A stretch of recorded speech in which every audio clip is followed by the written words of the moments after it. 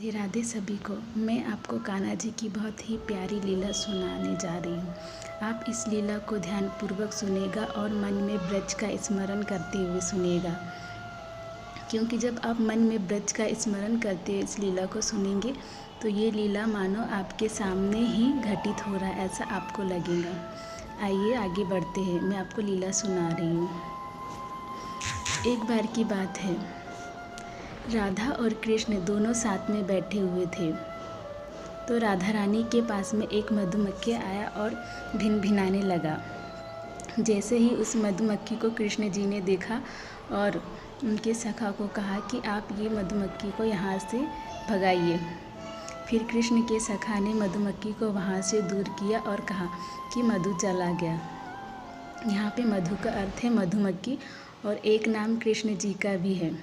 जैसे ही राधा रानी ने ये सुना है कि मधु चला गया, वो एक अलगाव की स्थिति में आ गई थी और रोने लग गई। इसके पश्चात जब कृष्ण जी ने देखा तो उनकी भी यही दशा हो गई, वो भी रोने लग गए।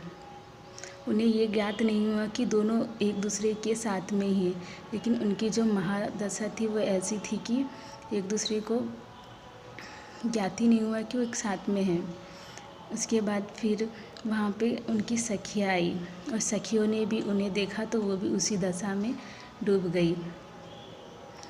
उसके पश्चात वहाँ पे जो तोते थे, एक महिला तोता थी और एक पुरुष तोता था। तो जो महिला तोता थी वो उसने राधा नाम का उच्चारण ज़ोर ज़ोर से शुरू किया और जो पुरुष तोता था उसने कृष्ण नाम का उच्चारण शुरू किया। जैसे ही दोनों ने अपने नाम का उच्चारण सुना और इस स्थिति से बाहर आ गए और उन्होंने देखा कि एक सरोवर का निर्माण हुआ, जिसे प्रेम सरोवर कहा जाता है, क्योंकि ये उनके अश्रुओं से निर्माण हुआ है। ये कथा यहीं तक की थी। यदि आपको ये कथा अच्छी लगी हो तो आप इसे आगे शेयर कीजिएगा। राधे राधे।